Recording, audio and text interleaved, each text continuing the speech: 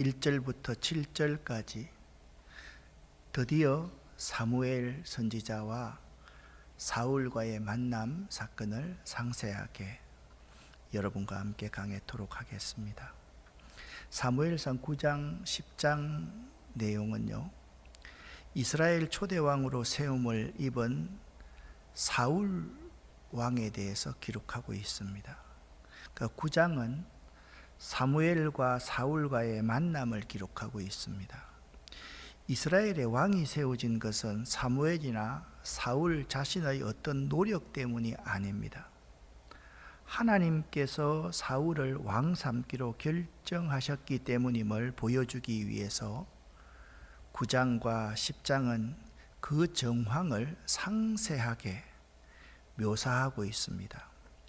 비록 하나님께서 이스라엘에게 왕을 허락하셨다 할지라도 사실 하나님은 이스라엘 백성의 왕 요구에 대해서 그렇게 탐탁하게 생각하지는 않았지요.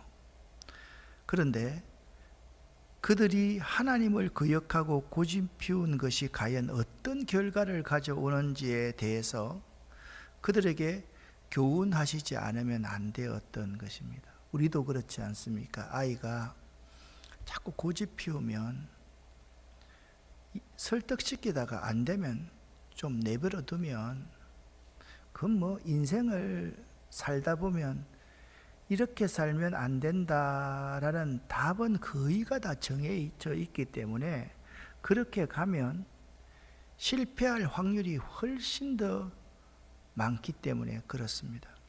하나님께서 그들 스스로의 선택을 통해서 그 결과가 어떻게 되는지에 대해서 이스라엘 백성들에게 가르치기를 원했던 것입니다. 오늘 사울이라는 사람은 도대체 어떤 가문에서 어떤 인품을 가지고 있었는지에 대해서 먼저 한번 생각해 볼 수 있어야만 되겠습니다. 말씀을 1절, 2절을 읽기 전에 사울은 베냐민 지파였다라는 점을 기억하십시오. 사울의 아버지는 기스였다. 그리고 기스의 아들이 사무엘이었다는 것을 여러분 기억을 하시기를 바랍니다. 함께 1절, 2절을 쉬운 성경으로 읽어보겠습니다. 아비엘의 아들 기스는 베냐민 지파 사람이었습니다. 기스는 능력의 용사였습니다. 기스의 아버지 아비엘은 스롤의 아들이고 스롤은 베고라스의 아들이며 베고라스는 베냐민 사람 아비야의 아들입니다. 기스에게는 사울이라는 아들이 있었는데 사울은 잘생긴 젊은이였습니다. 이스라엘 사람 중에 사울처럼 잘생긴 사람은 없었습니다. 사울은 이스라엘의 어느 누구보다 키가 컸습니다. 아멘. 성경을 읽을 때 여러분이 두 가지를 잘 생각해야만 합니다. 그 시대의 관점으로 읽어야 되고 또한 오늘날 우리 시대의 관점으로 그 성경 말씀을 적용할 수 있어야만 됩니다.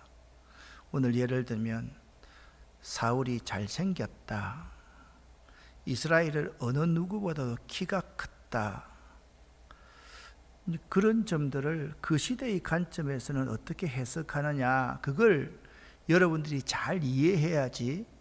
그걸 이해하지 못하면 성경을 바르게 이해할 수가 없습니다. 자, 이스라엘 민족을 구성하던 12지파 중 하나로서 베냐민 지파가 있었습니다. 이 베냐민은요, 야곱의 막내 아들이었습니다.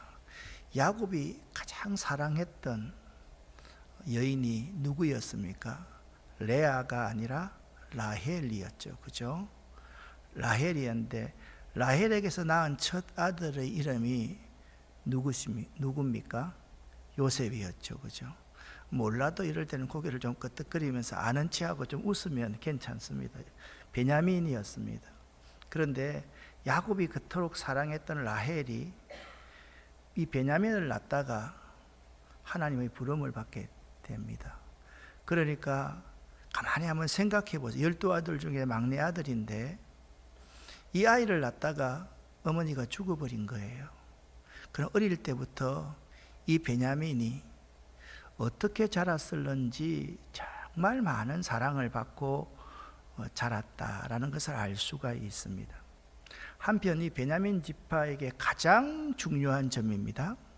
가장 중요한 점, 앞으로 베냐민 지파만 이야기할 때 이걸 꼭 기억을 해야 됩니다. 12지파가 가나안 땅에 들어가서 땅을 분배받을 때 베냐민 지파의 땅의 위치를 여러분이 잘 기억을 해야만 합니다. 무슨 말인가 하면 유다 지파와 에프라임 지파 사이에 베냐민 지파가 있었습니다. 자, 그 시대에 가장 강력한 두 지파를 12지파 중에 들어봐라. 유다 지파와 에프라임 지파였습니다. 그 유다와 에프라임 사이에 서로가 있잖아요. 주도권 경쟁을 할 거 아닙니까? 힘이 1등, 2등이면 둘이가 누가 1등인 줄을 잘 모르면 자웅을 겨룰 거 아닙니까? 그 사이에서 베냐민 지파는 주도권 싸움을 방지할 수 있는 최선의 선택을 할 수 있었기 때문에 이 베냐민 지파의 원래의 그러한 모습은 제3의 대안이다, 그렇게 생각하시면 되겠습니다. 제가 어릴 때 살았던 곳이 경남, 마산, 진주 이 지역에 살았습니다. 경남에는 가장 큰 도시가 마산과 진주가 있었습니다. 그런데 도청 소재지를 마산으로 하면 진주에 있는 사람들이 엄청나게 반발할 거고, 그 다음에 진주에 하면 마산 사람들이 엄청나게 반발할 수밖에 없는 것 아니겠어요? 여러분 생각에도 그렇지 않겠습니까? 그런데 그 마산 바로 옆에 창원이라는 곳이 있었습니다. 창원은 마산과 붙어 있고요, 진주와는 많이 떨어져 있습니다. 그런데 제3의 대안으로서 창원을 있잖아요, 도청 소재지로 정합니다. 그러니까 제3의 지역인 창원이 도청 소재지가 된 겁니다. 진주가 불평할 수 있겠습니까? 제3의 지역인데 뭐. 마산은요, 자기 옆에 왔으니까 참 유리하고 좋겠다, 그런 생각을 했듯이 이 베냐민 지파에게는요, 작은 지파이지만 굉장한 야망이 있었습니다. 이 베냐민 지파는요, 전쟁에 능한 사람들이 많이 있어요. 호전적인 그러한 사람들입니다. 기회만 있으면 어디에 붙어서 자기들의 지파의 세력을 누리고자 했던 지파가 베냐민 지파였습니다. 이 지파는요, 불명예스럽게도 사사시대 말기에 한 레위인이 처벌두면 안 되잖아요. 돼요? 레위인이 어떻게 처벌둡니까? 이 레위인이 처벌사랑해서 첩과의 갈등이 있으니까 첩이 자기 친정으로 갔습니다. 그러한 여러 사건들 사이에 베냐민 지파에 속해 있던 굉장히 안 좋은 한 무리가 이 레위인의 첩을 있잖아요, 괴롭힙니다. 단체로 괴롭혔습니다. 그렇게 레위인의 첩이 죽고야 말았습니다. 이스라엘 이 레위인 이 사람이요, 자기의 사랑했던 그 너희는 시신을 12조각을 내가지고, 참 비극적인 일이죠, 각 지파에 다 보냈습니다. 그러니까 나머지 11지파가 막 분노를 하기 시작합니다. 그래서 11지파와 이 베냐민 지파 1대 11로 싸웠는데요, 첫 번째 전투에서 누가 이겼게요? 베냐민 지파가 이겼습니다. 그 정도로 베냐민 지파는 맞짱 뜨면 싸움을 그렇게 잘하는 민족이었습니다. 그런데 이 전쟁은 하나님의 심판이었기 때문에 결국에 가서는 누가 이기겠어요? 11지파가 이길 수밖에 없지요. 그래서 베냐민 지파의 남자들을요, 이 11지파가 눈이 뒤집히지니까 그렇게 사랑했던 12지파는 다 형제인데 말입니다. 거기 베냐민 지파 남자들을 다 죽여버렸습니다. 단지 남자가 600명밖에 안 남았습니다. 죽이고 나니까 어이쿠 큰일 난 거예요. 하나님께서 12지파를 세워가지고 하나님의 나라를 확장하기를 바랬는데 한 지파가 역사 속으로 사라지게 되었으니까 베냐민 지파의 잘못을 응징하는 것보다 더한 심판이 자기들에게 내려질 것이 두려웠습니다. 그래서 11지파는요 베냐민 지파에게 남자들을 구워주기 시작했습니다. 그래서 이루었던 강성해졌던 지파가 베냐민 지파였습니다.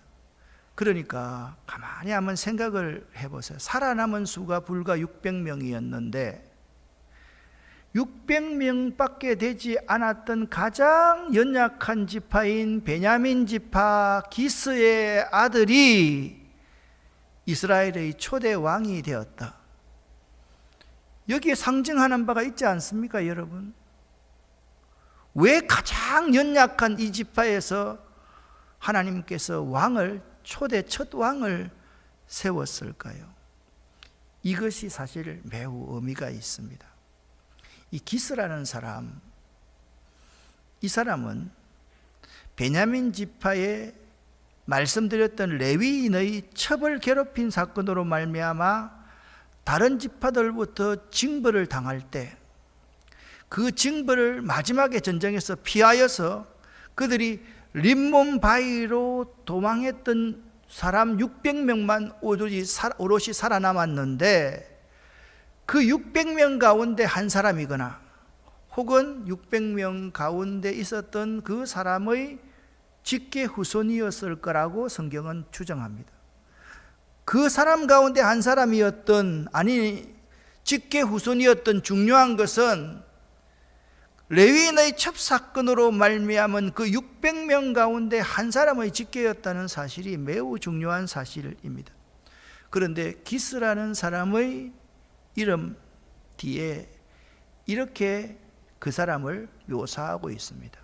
그는 유력한 사람이었다라고 말을 합니다. 이 유력한 사람이란, 여러분 룻기에 읽어보면 룻기에서 이 보아스라는 사람을 가르쳐 유력한 사람이다 그렇게 말하지 않습니까? 이 유력한 사람을 의미하는 히브리어 깁보로 하일이라는 단어는요, 첫 번째는 부유한 사람을 의미합니다.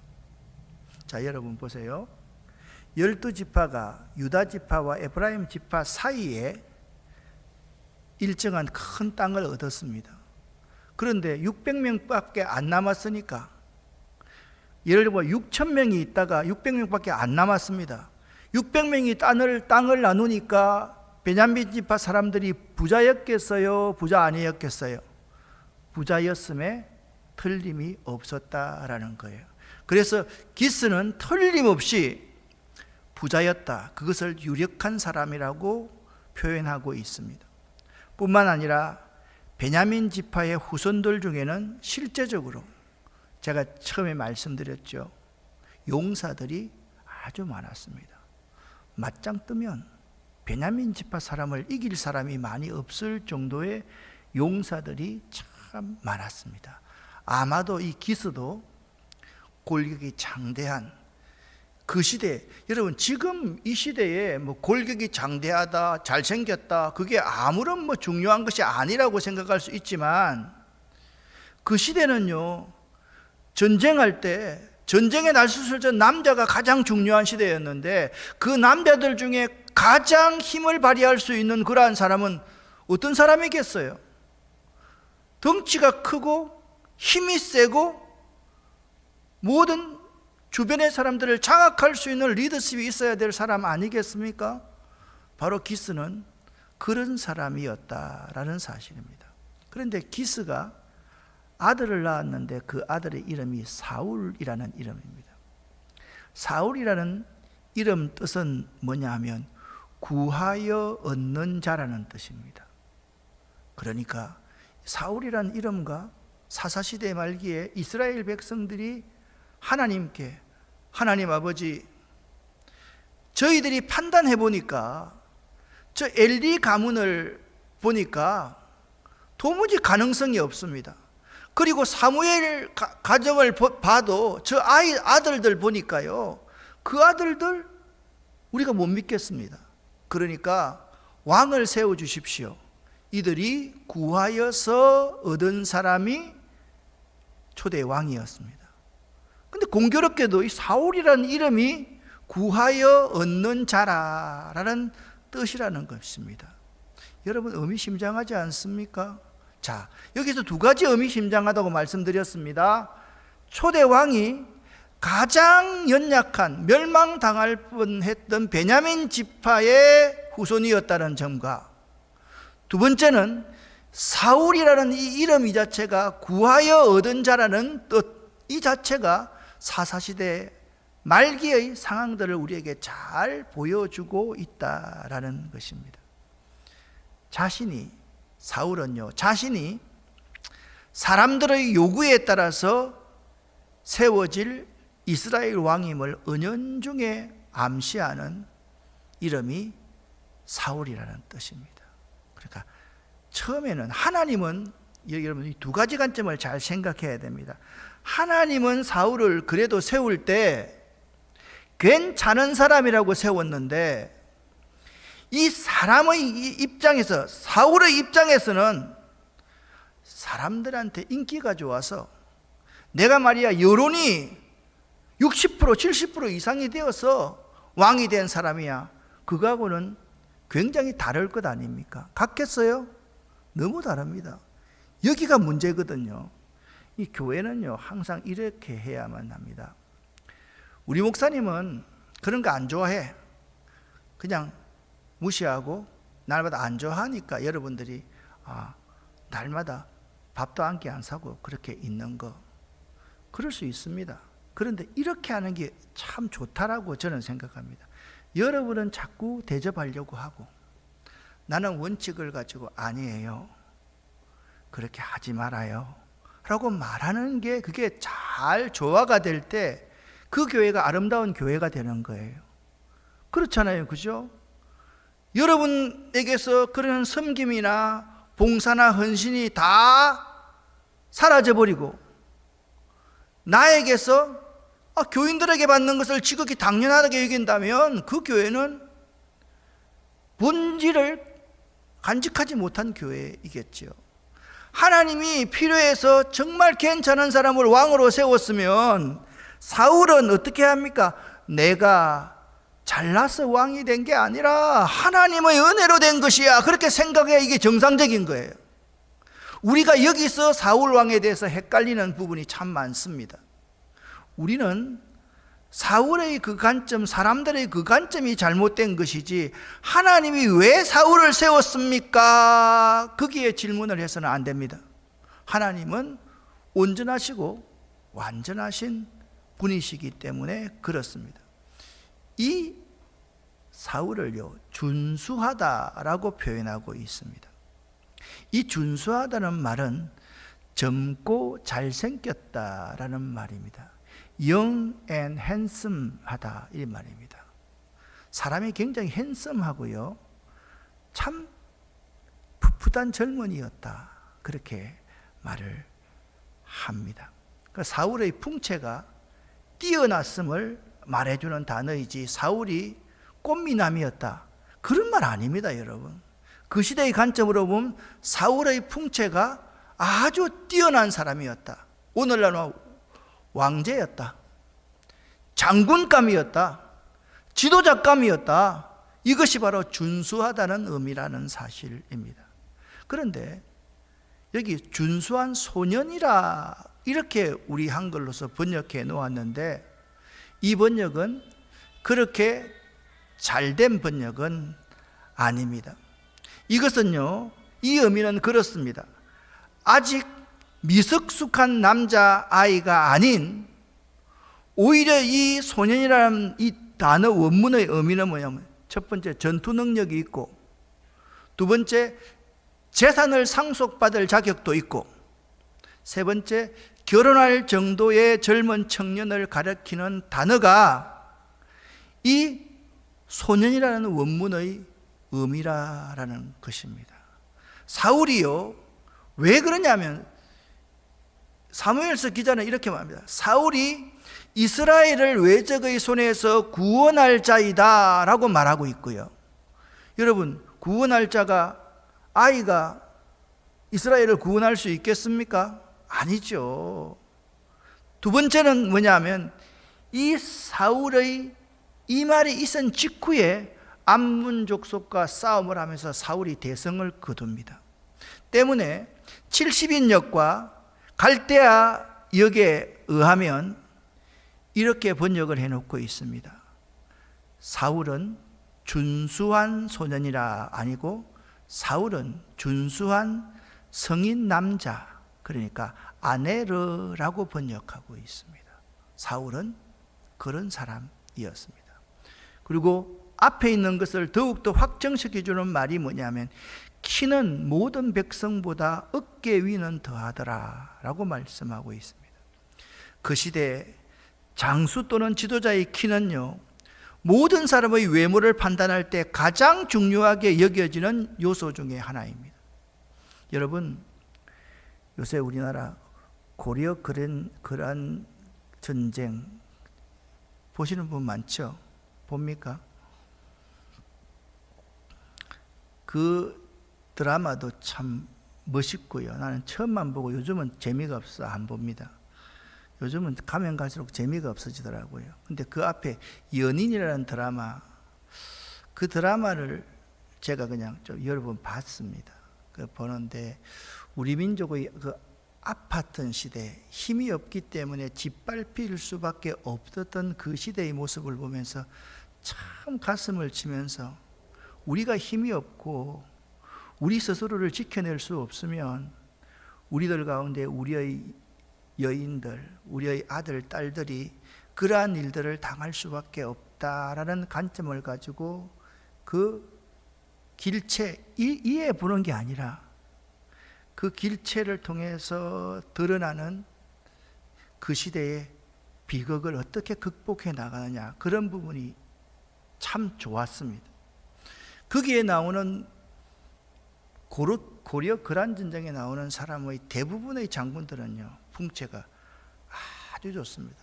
여러분, 성경에 나오니까 일반 드라마에서 연개소문 하면 어떤 사람이 나옵니까? 정말 덩치 좋은 사람이 나오지요. 그런데 가장 주인공은요, 이렇대요. 사극은 최수종이 제일 잘하잖아요. 그죠? 근데 최수종은 덩치가 안 큽니다. 그런데요, 그 풍채에서 정말 귀티가 흐르고 하나하나의 행동 이 자체가 정말 지도자 같은 그러한 모습이랍니다. 그래서 그분이 그렇게 잘하는 거랍니다. 이스라엘 백성에게 백성의 어깨보다 더 하나의 어깨가 더 있었다.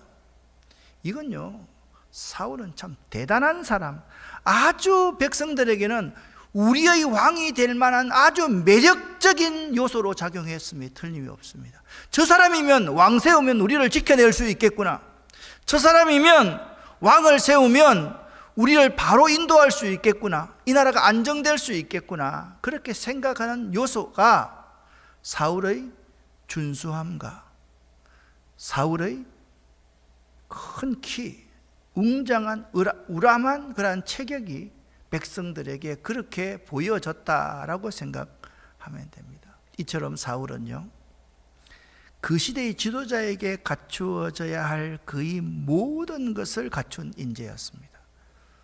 그런데 여러분, 여기서 이제 적용하는 겁니다.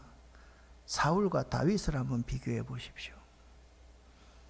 다윗은 정말 소년일 때 골리앗과 싸워서 이깁니다. 어떻게 이깁니까? 하나님의 이름을 의지하고 하나님을 의지하고 나가서 싸웠기 때문에 이겼습니다. 자, 사무엘서 기자가 9장 1절에서 그 사울을 딱 등장시키면서 사울의 이러한 외모에 대해서 강력하게 강조하고 있는 것은 반대로 여기에 숨겨진 하나의 메시지가 또 있다라는 겁니다. 뭡니까? 백성은 힘으로 이끄는 거 아니야. 사람의 능력으로 이끄는 거 아니야. 백성은 그래서는 실패해. 그걸 우리에게 잘 보여주는 하나의 숨겨진 진리를 우리에게 잘 보여주고 있는 것입니다. 그런데 오늘은 길게 안 하고 7절까지만 할 겁니다. 사울의 아비가 기스였다 그렇게 말하고 있지 않습니까? 기스에게서 참 이상한 사건이 일어납니다.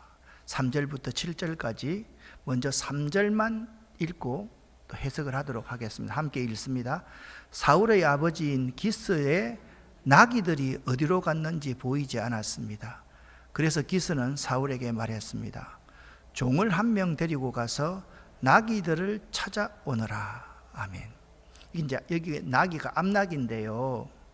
이 나귀는 어떤 의미가 있는가 하면 귀족들이 자신의 위험을 과시하면서 즐겨 타던 동물로, 특히 그 중에서도 암나귀는 그 나귀의 온순성 때문에 순나귀보다 훨씬 더 귀하게 평가된 동물이었습니다. 그런데 유력한 사람의 뜻이 첫 번째는 뭐라 그랬습니까? 부자인 기스가 암나귀 몇 마리에 그렇게 집착하는 이유를 알 수가 없습니다. 그 정도 잊어버리면 그 시대에 그렇게 부자였으면 무시할 만도 한데, 기스가 이 암나귀 잊어버렸는데 아들에게 종 한 명 데리고 가서 그 암나귀를 찾아오라고 명령하더라는 겁니다. 여기서부터 하나님의 섭리가 시작됩니다. 왜? 암나귀 잃어버린 사건이 사울이 왕되는 것과 긴밀하게 연결되어져 있을 것이다 라는 점을 우리가 알 수 있기 때문입니다. 암나귀를 잃어버렸다는 것은 자기의 부와 종기를 잃어버리는 것을 의미하는 것일 수도 있기 때문입니다. 이것이 바로 사무엘 선지자와 만남의 단초가 됩니다.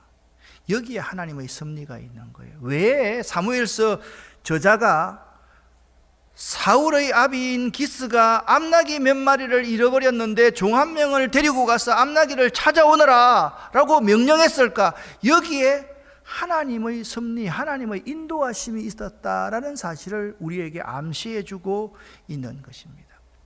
우리가 경험하는 인생사의 모든 일에는요, 하나님의 섭리나 간섭이 미치지 않는 완전한 우연이란 결코 없다는 사실입니다. 그러므로 우리들은 어떤 경우에도 나 혼자 내버려진 것이 아니기 때문에 항상 자신을 하나님께로 향하고 스스로를 격려할 수 있는 든든한 이유를 가지고 있는 사람입니다. 우리는 그러기에 아무런 존재가 아닌 하나님의 섭리 아래에 있는 존재입니다. 믿으시기를 예수 이름으로 간절히 축원합니다. 여러분과 저는 아무런 존재가 아니에요. 좀 뭐가 안 돼도 나는 하나님의 특별한 섭리 아래에 있는 존재이다라는 사실을 믿는다면 그 어려운 상황을, 그 우연인 것 같은 그 사건을 통해서 하나님을 발견할 수 있고 하나님을 놓치지 않게 되는 것입니다. 4절 말씀을 함께 읽어보겠습니다. 사울은 에브라임 산지를 돌아다녔습니다. 또 살리사 땅도 돌아다녔습니다. 그러나 사울과 그의 종은 나귀를 찾지 못했습니다. 사울과 그의 종은 사알림 땅으로 가보았으나 그곳에도 나귀는 없었습니다. 사울과 그의 종은 베냐민 땅으로도 가보았으나 그곳에서도 나귀는 보이지 않았습니다. 사울과 그의 종은 숲 지역에 이르렀습니다. 사울이 자기 종에게 말했습니다. 그냥 돌아가자. 아버지가 나귀들보다 우리를 더 걱정하시겠다. 그러나 사울의 종이 대답했습니다. 하나님의 사람이 이 마을에 계십니다. 그 사람이 말한 것은 모두 이루어지기 때문에 백성들은 그 사람을 존경합니다. 지금 이 마을로 들어갑시다. 어쩌면 그 사람이 우리가 찾는 나귀를 찾아줄지도 모릅니다. 아멘. 나귀 잃어버린 것은 돈 좀 잃어버린 것과 재산 잃어버린 것과 똑같잖아요. 그렇죠? 그런데 여기서 그 재산의 잃어버림을 통해서 그 사람이, 그분이 어쩌면 우리가 찾는 그 문제를 찾아줄지도 해결할지도 모릅니다. 여러분, 저 성경의 여러 가지 책들을 보면 여기 나오는 이 땅들이 있잖아요. 에브라임 산지, 살리사 땅, 이게 잘 안 나옵니다. 그래서 어떤 설교자들은 이 부분의 설교를 하면서 이름 모를 그러한 땅들을 찾아다녔다 이렇게 하는데, 분명하게 이 지역이 이렇게 구성되어져 있습니다. 지금 사울이 한 종과 암나귀를 찾으러 가는 곳이 바로 이곳입니다. 이스라엘 지역 이곳입니다. 이걸 좀 넓히면, 자, 오른쪽에 있는 지도인데요, 제일 먼저 사울이 찾아갔던 곳이 에브라임과 에브라임 언덕 지방을 찾아갔다라고 말하고 있습니다. 두 번째는요, 살리사 지역을 찾아갔다라고 말씀하고 있습니다. 세 번째는요, 사알림으로 찾아갔다, 찾지 못했다라고 말합니다. 네 번째는요, 베냐민으로 찾아갔다. 그러니까 가만히 한번 보십시오. 사울과 그 한 사람의 종이 갔던 곳이 그 시대에 정말 어마어마한 넓은 지역을 찾아다녔음을 알 수가 있습니다. 그곳을요, 사흘이 걸렸다라고, 사흘길 동안 찾아다녔던 겁니다. 제일 마지막에 찾아갔던 곳이 어디냐? 수읍이라는 곳이었습니다. 근데 수읍이라는 곳에 여러분 딱 가보니까 여기에서 뭔가 큰 빛이 하나 보입니다. 여기 라마에 누가 있습니까? 라마라는 곳에, 여러분 지금까지 배웠는데 까먹었어요? 라마라는 곳에 사무엘이 있잖아요, 지금. 그러니까 자, 보세요. 멀리서 찾다가 우연인 것 같지만 숲이라는 곳으로 왔는데, 그 숲에서 종이 말하는 거예요. 아버지 걱정하시겠다. 그 재산보다 내가 아들인데 나와 너 더 걱정할 거 아니냐, 돌아가자. 그러니까 종이 말합니다. 그거요, 물질적인 문제가 아니고요, 이거 영적인 문제예요, 주인님. 여기에 우리 문제 해결의 단초가 있어요, 주인님. 그렇게 말을 하더라는 거예요. 그러자 사울이 자기 종에게 말합니다. 그렇지만 그분에게 무엇을 드리지? 우리 가방에는 음식도 없고 그 사람에게 드릴 선물도 없지 않은가? 라고 이야기를 합니다. 사랑하는 여러분, 사무엘서의 저자는 사울을 소개하면서 사울은 아버지의 잃은 나귀를 찾아라는 명령에 온 산지와 땅을 두루 찾아다닌다라고 말하고 있습니다.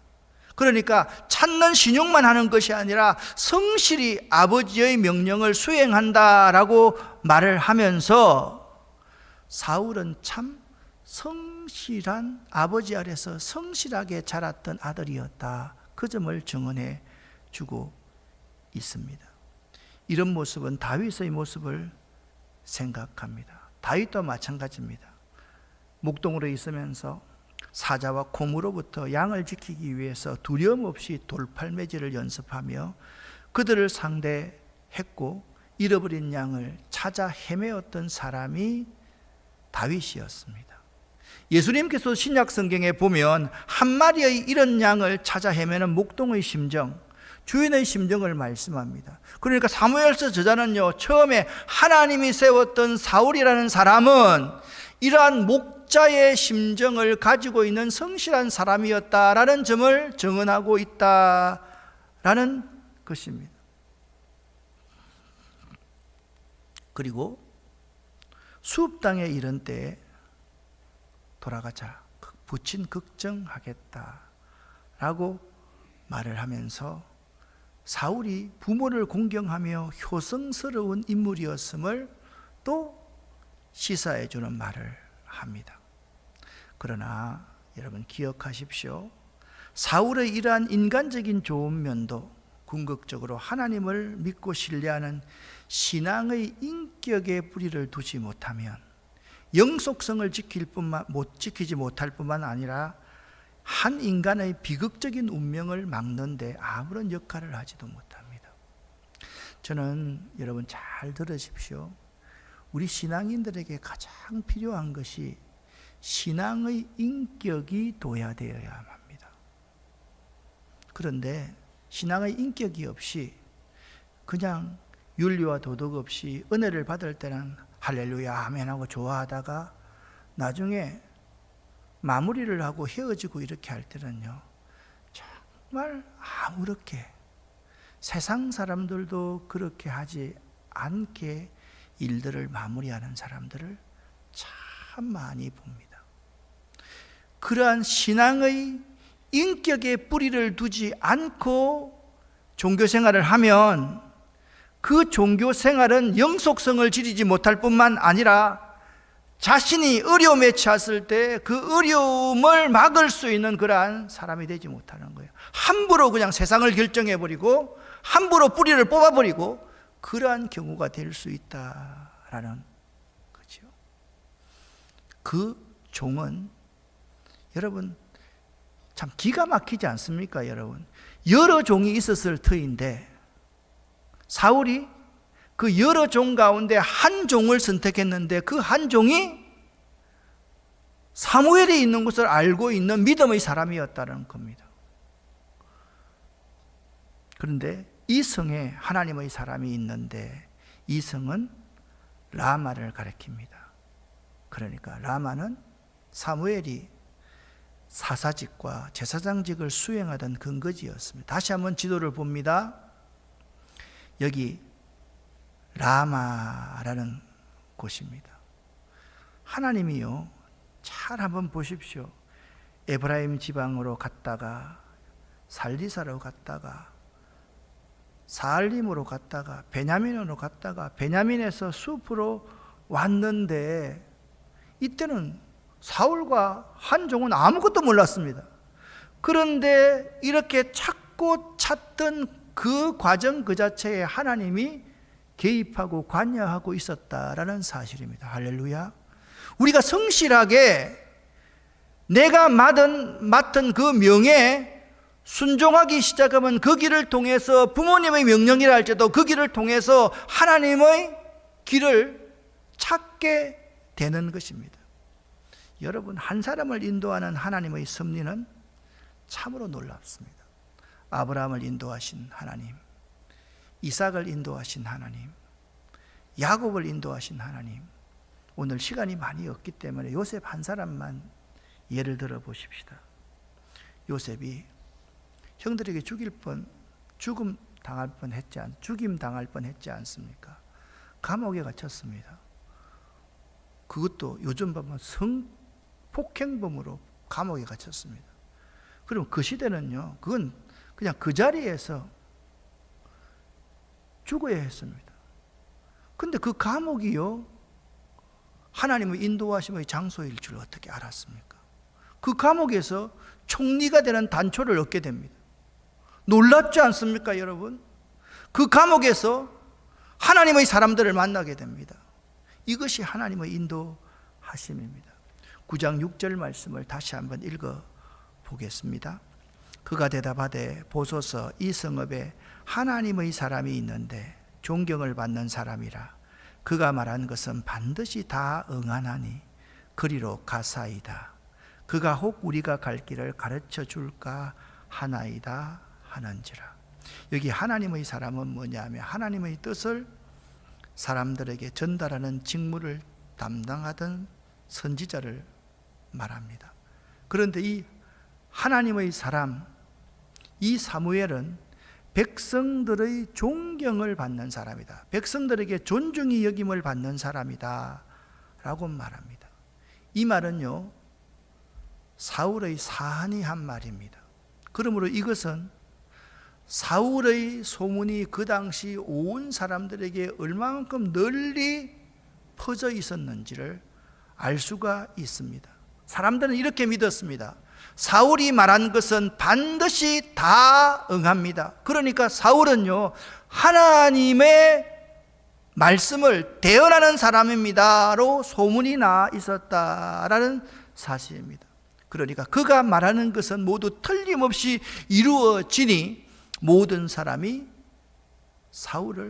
사무엘을 존경하였다라고 말하고 있다라는 것입니다.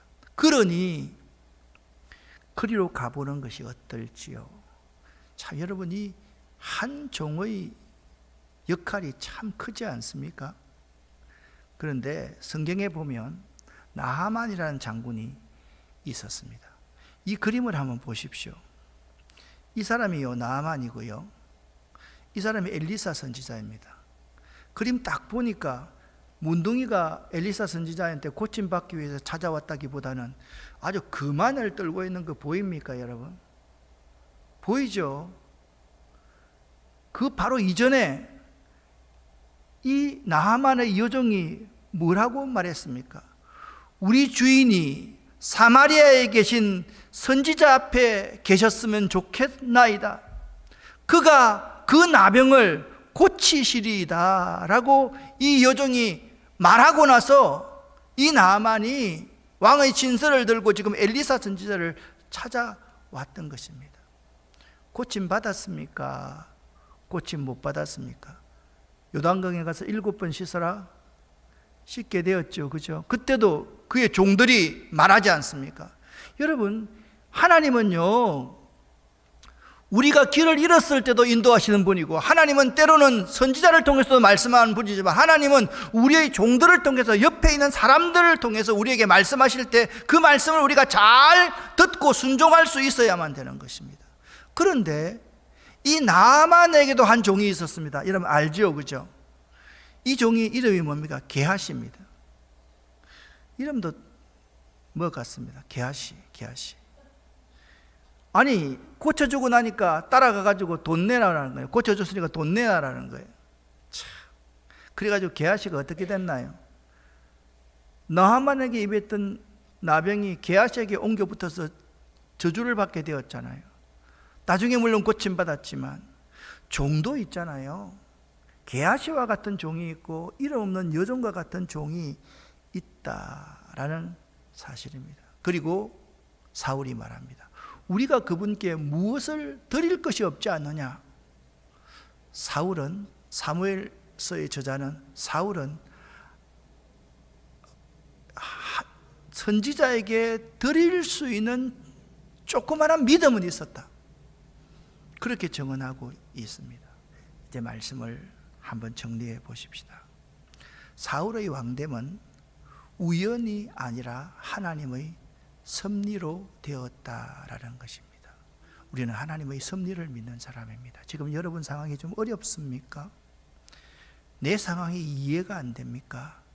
그럴 때는 하나님께서 내 인생을 핸들링하고 계신다, 그 하나님의 섭리를 꼭 믿으시기를 예수 이름으로 간절히 축원합니다.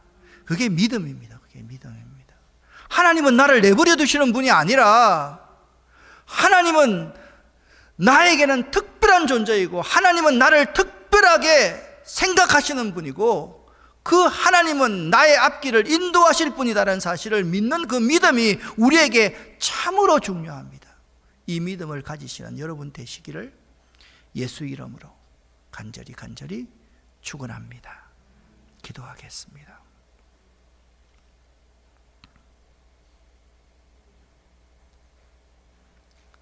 사랑하는 여러분, 오늘 한 가지만을 위해서 기도하십시다. 나의 인생은 내가 지금 조금 잘못되어 있고 힘들고 어려운 상황에 처해 있다는 것은 하나님의 섭리가 앞으로 있을 것이라는 사인이다. 이걸 믿으시기를 예수 이름으로 간절히 축원합니다. 이 말씀 붙들고 오늘 주여 믿습니다 3번 하는데, 오늘은 이렇게 하겠습니다. 나는 주님을 믿습니다. 첫 번째 따라하고, 두 번째, 나는 주님께서 약속하신 약속의 말씀을 믿습니다. 두 번째, 그 약속의 말씀이 나에게 오늘 이 시간 이루어질 줄 믿습니다. 자, 세 가지를 또박또박 부르짖고 기도하고 돌아가겠습니다. 나는 주님을 믿습니다. 나는 주님의 약속의 말씀을 믿습니다. 나는 주님의 그 약속의 말씀이 오늘 이 시간 나를 통해서 이루어질 줄 믿습니다. 아멘.